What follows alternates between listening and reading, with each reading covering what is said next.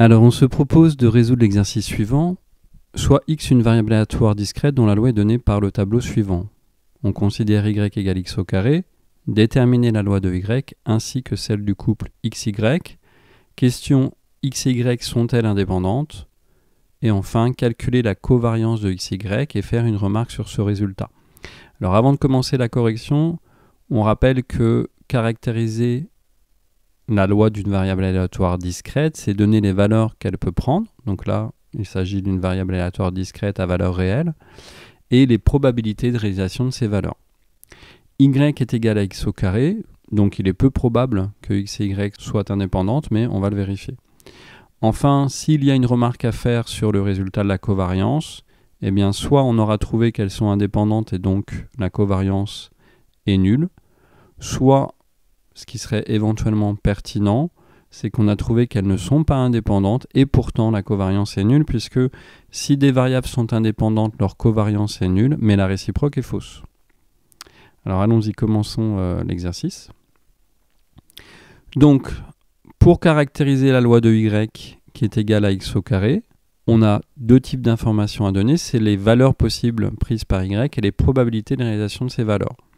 X étant égal à moins 2, moins 1, 0, 1, 2, les seuls carrés possibles de x sont 4, 1, 0, 1, 4. Par conséquent, 0, 1, 4. Et on va déterminer les probabilités de chaque événement, c'est-à-dire y égale à 0, y égale à 1, y égale à 4, de la façon suivante. Donc par exemple, je vais tout de suite prendre P de y égale 1, puisque vous pouvez lire P de y égale à 0, par exemple. Je vais commenter P de y égale 1, c'est égal à P de x au carré égale 1, ça c'est par définition de y.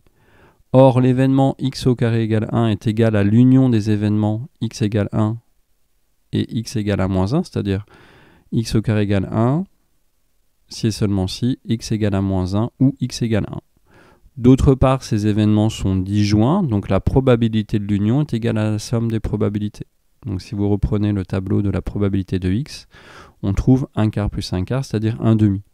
Même raisonnement pour P de y égale 4, donc c'est égal à P de x au carré égale 4, c'est-à-dire P de x égale 2 ou x égale à moins 2, les événements étant disjoints ou incompatibles, hein, donc ça, les deux termes sont admis. Donc disjoint, c'est, on va dire, plus quand on est dans un contexte ensemble, et incompatible dans un contexte d'événements, bien que les deux désignent des ensembles, mais suivant le contexte de mathématiques dans lequel on est, parfois on adapte le vocabulaire. Donc voilà, et on trouve un tiers. Alors, pour la loi de y, j'ai donc remis les probabilités associées à chacun des événements P de y égale à 0, P de y égale 1, P de y égale 4, et je les ai mis sur le même dénominateur, ce qui permet de vérifier facilement que la somme des probabilités des événements élémentaires est égale à 1.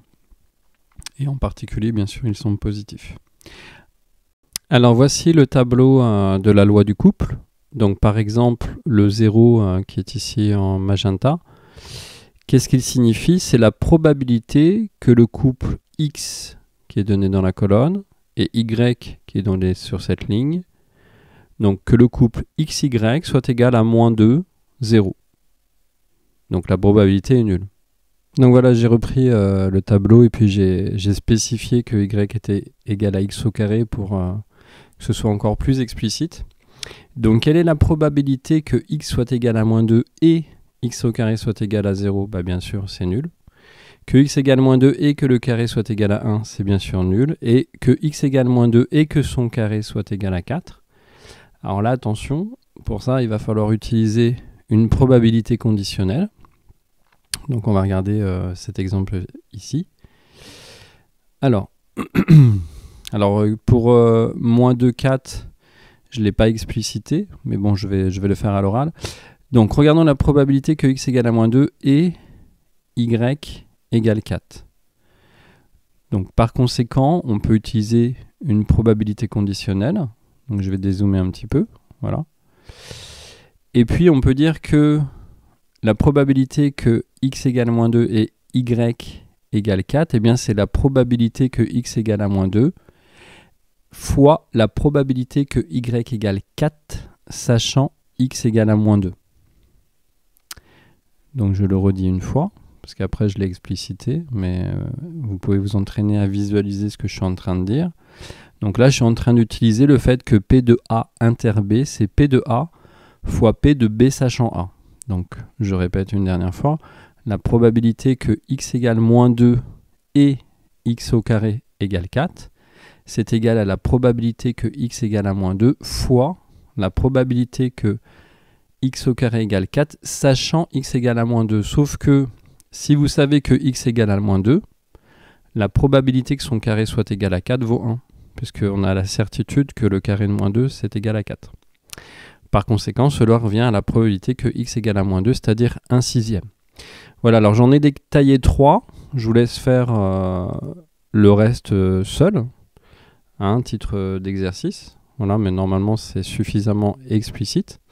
Donc, par exemple, regardons P de xy égale moins 2, 0. Donc, par définition, c'est la probabilité que x soit égal à moins 2 et y égale à 0.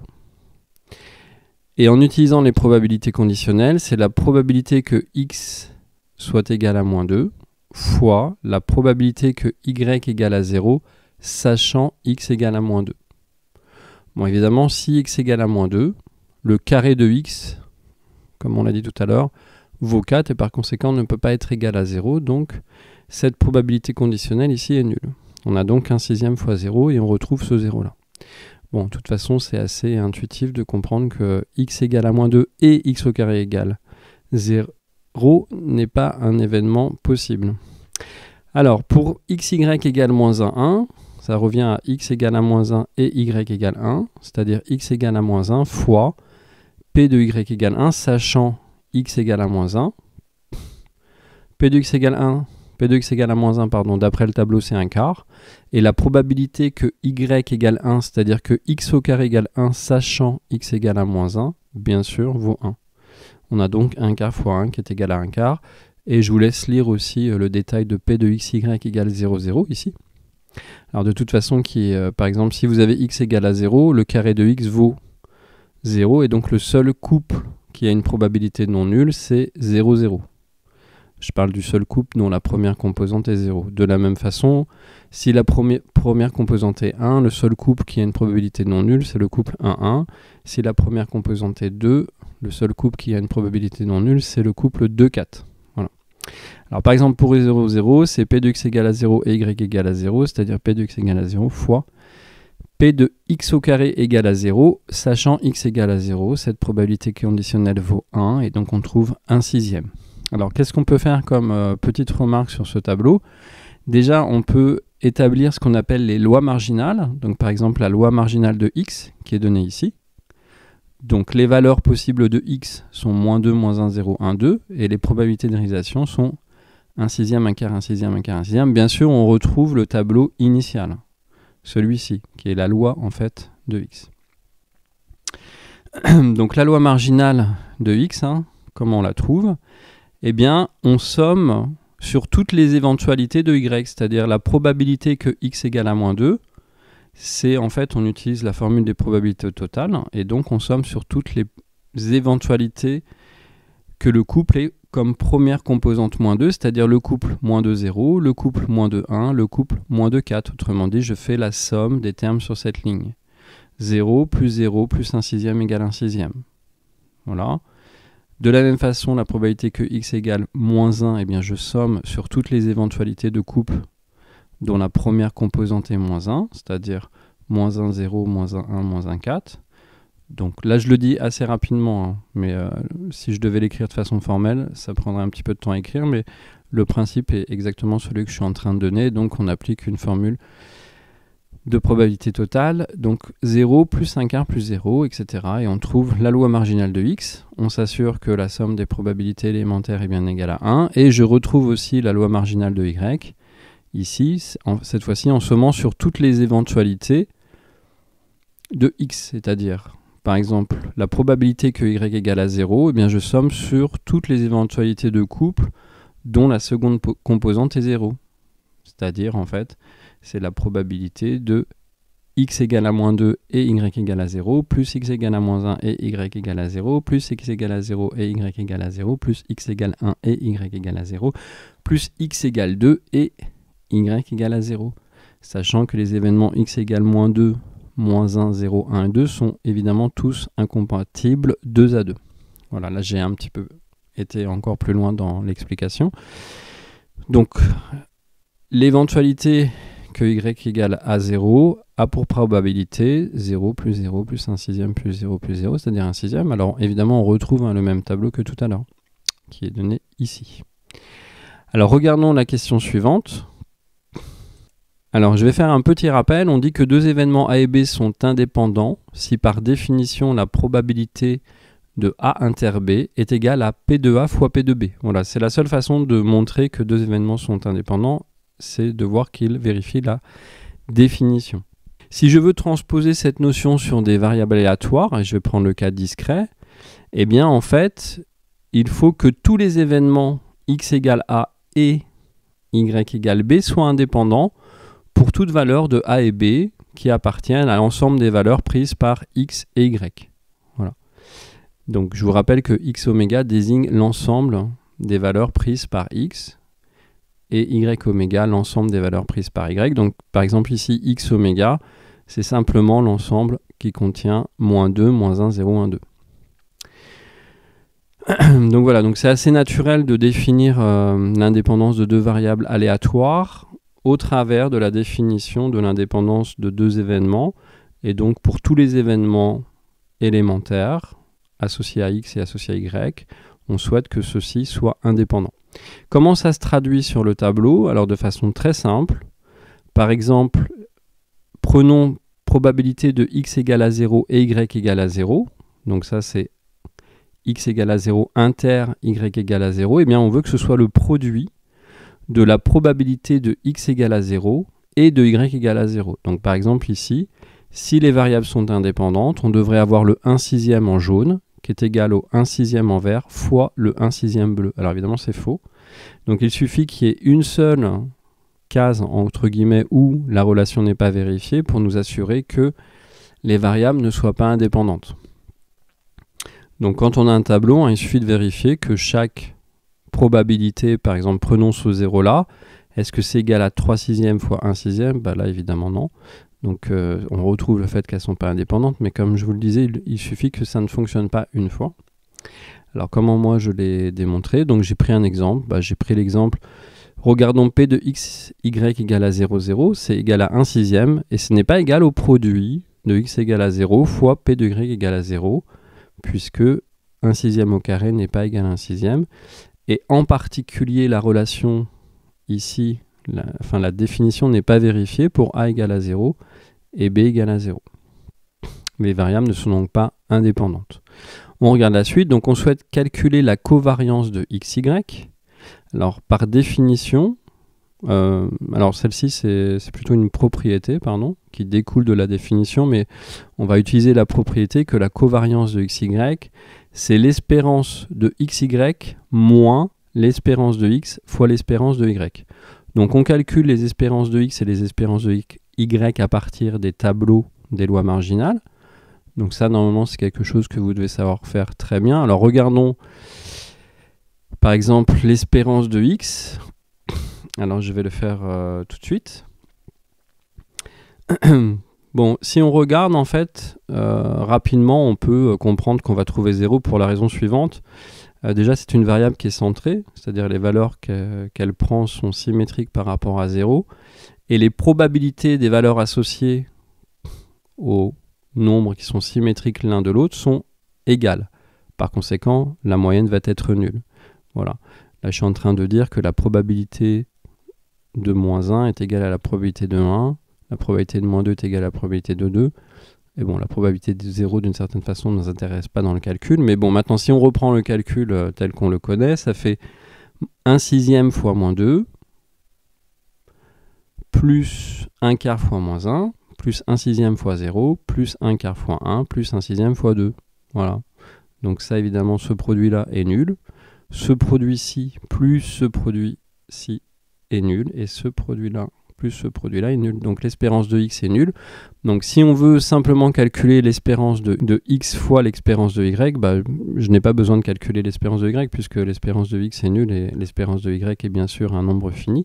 Néanmoins, si je veux calculer l'espérance de y, Alors c'est pareil, ça va aller très vite. On regarde le tableau de la loi de Y. Et puis bon, vous avez vu, là j'ai mis toutes les probabilités sur 6 qui permet de rapidement raisonner en sixième. Donc là j'ai 0 sixième, 1 fois 3, 3 sixièmes, 4 fois 2, 8 sixièmes, c'est-à-dire 3 sixièmes plus 8 sixièmes, c'est-à-dire 11 sixièmes. Donc on trouve P de X, enfin l'espérance de X nulle et l'espérance de Y égale 11 sixièmes. Donc dans la covariance, le second terme ici de la différence est nul.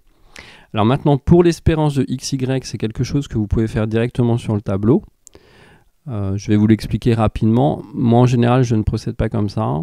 Mais en fait, je vais utiliser une méthode qui est tout à fait équivalente.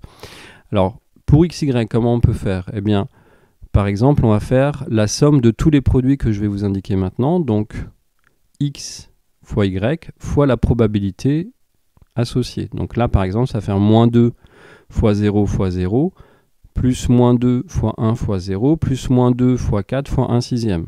On fait pareil pour la deuxième ligne.